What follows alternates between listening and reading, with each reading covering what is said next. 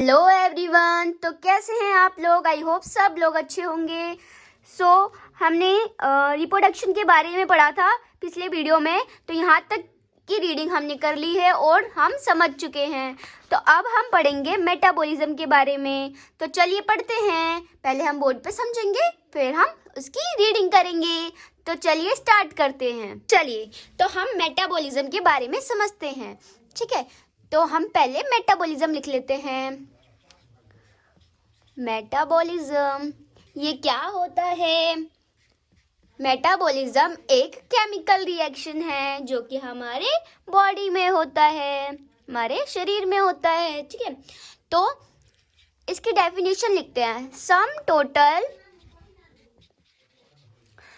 Total of all chemical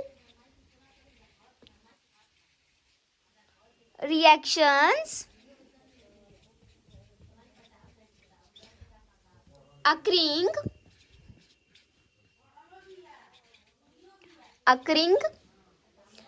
inside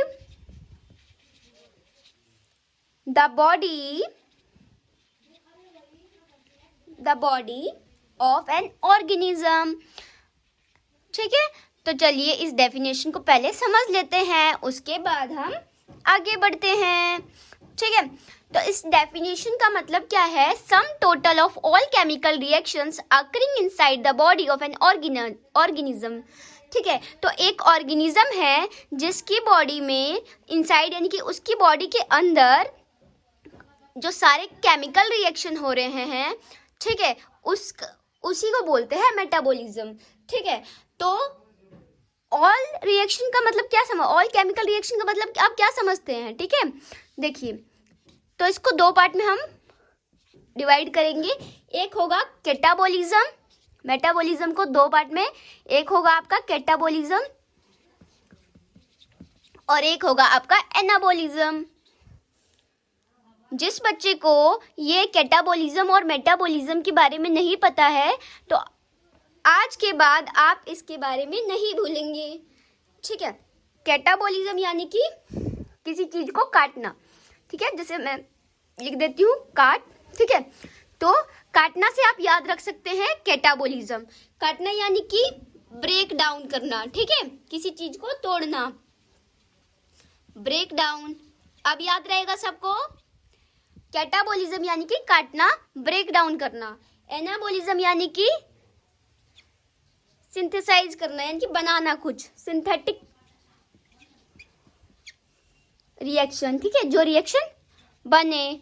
और catabolism यानी कि काटना मतलब ब्रेक डाउन करना, ठीक है, ब्रेक डाउन रिएक्शन बोलते हैं इसको, और इसको सिंथेटिक रिएक्शन बोलते हैं, ठीक है। अब हम इसको समझेंगे। जैसे कि एक ये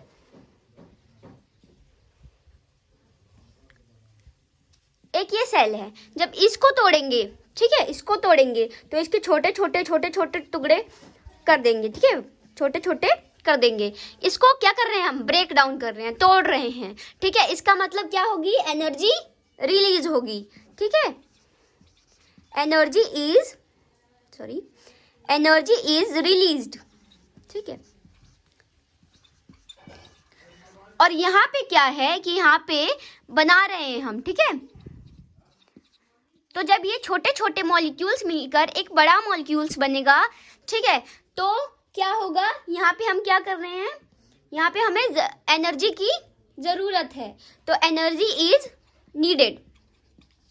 यहाँ पे तो एनर्जी रिलीज हो रही थी, यहाँ पे एनर्जी इज नीडेड। कैटाबॉलिज्म को एक और चीज कहते हैं, ये कौन सा रिएक्शन होता है, एक्सोथर्मिक रिएक्शन।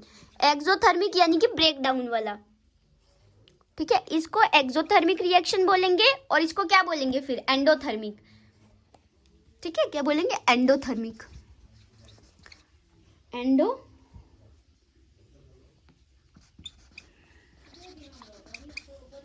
ठीक है। और इस एक्सोथर्मिक और एंडोथर्मिक से एक और चीज इसको बोलते हैं, आप याद रख सकते हैं, एक्सोगोनिक,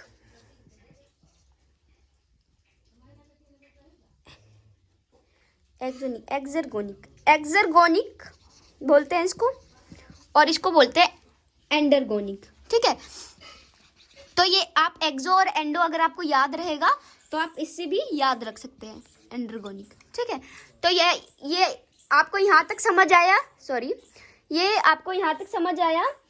अब हम समझते हैं, चलिए क्या समझेंगे हम। मान लीजिए ये एक टेस्ट ट्यूब है। ठीक है, अच्छा पहले इसको इरेज कर लेते हैं फिर समझते हैं। ठीक है, तो हम समझते हैं। मान लीजिए ये एक टेस्ट ट्यूब है। ठीक है, ये एक टेस्ट ट्यूब है और इसके अंदर मैंने एक रिएक्शन किया। ठीक है, क्या रिएक्शन किया?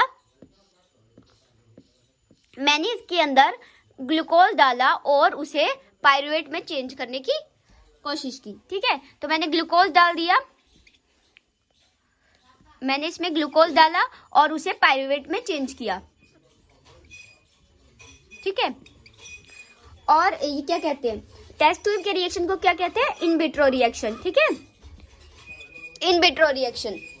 ठीक है, अब एक बात बताइए, मान लीजिए मैंने आलू का पराठा खाया या आपने आलू का पराठा खाया, तो आलू के पराठे से जो स्टार्च निकला, वो जो स्टार्च है वो ग्लूकोज में कन्वर्ट हुआ और उसके बाद पायरुवेट में कन्वर्ट हुआ। तो एक बात बताइए, यहाँ पे भी हमने पायरुवेट में कन्वर्ट किया और हमारी बॉडी में भी पायरुवेट में कन्वर्ट हुआ, तो क्या इन दोनों केमिकल रिएक्शन में कोई फर्क होगा?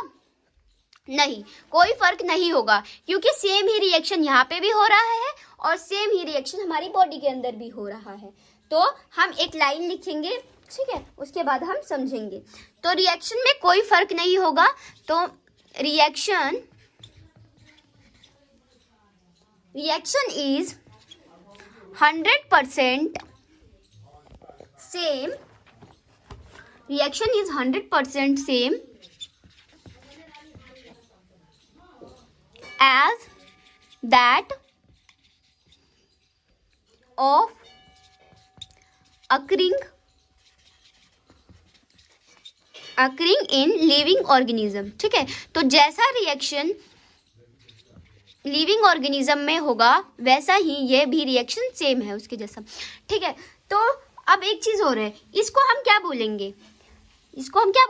हम अपनी बॉडी को, ऑर्गेनिज्म की बॉडी को, उसको लिविंग, नॉन लिविंग, क्योंकि उसके बॉडी के अंदर रिएक्शन हो रहा है तो उसको लिविंग या नॉन लिविंग बोल सकते हैं, लेकिन इसको हम लिविंग या नॉन लिविंग नहीं बोल सकते। हम इसको क्या बोलेंगे? Living reaction. ठीक है, लिविंग रिएक्शन, इसको बस हम लिविंग रिएक्शन बोल सकते हैं।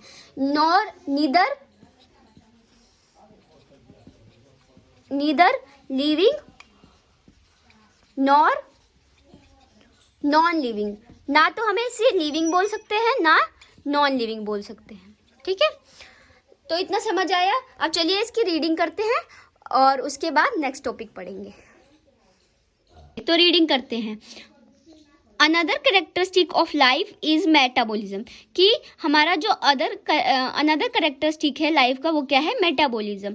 All living organisms are made up of chemicals, कि इसमें बता रहा है कि सारे जो लिविंग ऑर्गेनिज्म हैं, ठीक है, जीवित प्राणी हैं जो सारे वो केमिकल से बने हुए हैं, made up of chemicals. This chemicals, ये केमिकल्स स्मॉल, छोटे भी हो सकते हैं, बड़े भी हो सकते हैं, बिलोंगिंग टू वेरियस क्लासेस, और भी किसी क्लास में हो सकते हैं। वेरियस यानी कि बहुत सारे, साइज, उनका साइज बड़ा भी हो सकता है, छोटा भी हो सकता है, फंक्शन कोई भी काम कर सकते हैं, वो अलग अलग वर्क होते हैं। ठीक है, are constantly being made and change into some other biomolecules, ये क्या करते हैं?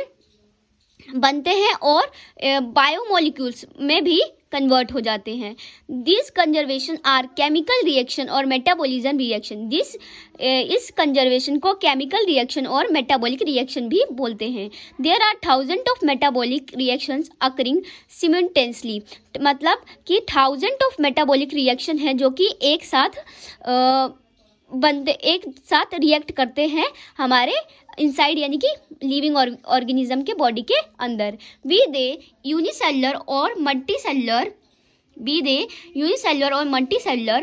ठीक है, चाहे वो यूनिसेलुलर हो, एक सेल का हो, चाहे मल्टीसेलुलर बहुत सारे सेल की हो, और all plants, animals, fungi and microbes exhibited metabolism. जो सारे प्लांट्स है या एनिमल्स है या फंजाई है या माइक्रोब्स, छोटे छोटे जो कीड़े मकोड़े हैं, वो भी मेटाबॉलिज्म करते हैं। क्यों? ठीक है, क्योंकि एक डिफाइनिंग फीचर है मेटाबॉलिज्म। द सम, ये देखो ये वाली लाइन मैंने आपको लिखवाई अभी, the sum total of all chemical reactions occurring in our body is metabolism। ठीक है, तो जो भी सारे जो केमिकल रिएक्शन होते हैं बॉडी के अंदर वो मेटाबॉलिज्म ही होता है। No non living object exhibited metabolism. जो नॉन लिविंग होते हैं वो मेटाबॉलिज्म नहीं करते हैं। Metabolic reactions can be demonstrated outside the body.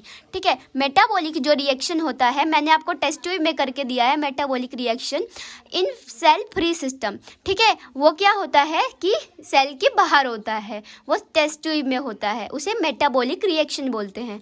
And isolated metabolic reactions outside the body of an organism. ठीक है, क्या बोल रहा है कि जो आइसोलेटेड मेटाबॉलिक रिएक्शन होता है वो ऑर्गेनिज्म के बॉडी के बाहर होता है। परफॉर्म इन टेस्ट ट्यूब, जो कि टेस्ट ट्यूब में होता है, वो हमने करके देख लिया है। Is neither living nor non living, ना तो हम उसे लिविंग बोल सकते हैं और ना नॉन लिविंग बोल सकते हैं। Hence while metabolism is a defining feature of all living organism. तो इससे प्रूफ होता है कि जो मेटाबॉलिज्म है ये एक डिफाइनिंग फीचर है सारे लिविंग ऑर्गेनिज्म का, विदाउट एक्सेप्शन, विदाउट किसी भी एक्सेप्शन के आपका ये डिफाइन हो गया कि ये जो मेटाबॉलिज्म है ये डिफाइनिंग फीचर है लिविंग ऑर्गेनिज्म का। ठीक है, metabolic reaction in vitro are not living things. ठीक है, जो मेटाबॉलिक रिएक्शन है विट्रो यानी कि जो टेस्ट ट्यूब में होता है वो लिविंग थिंग नहीं है, but surely living reaction, but ये श्योर है कि वो लिविंग रिएक्शन है। तो यहाँ तक मैं आपको समझा चुकी हूँ। अब हम पढ़ेंगे आगे का।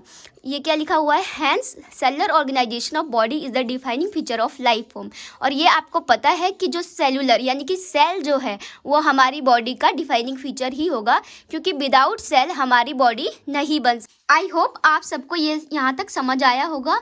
तो अगर समझ आया है तो प्लीज़ मेरे चैनल को सब्सक्राइब करें, वीडियो को लाइक करें, कमेंट करें, उससे मुझे समझ आएगा कि मैं कितना अच्छा आपको पढ़ा रही हूँ।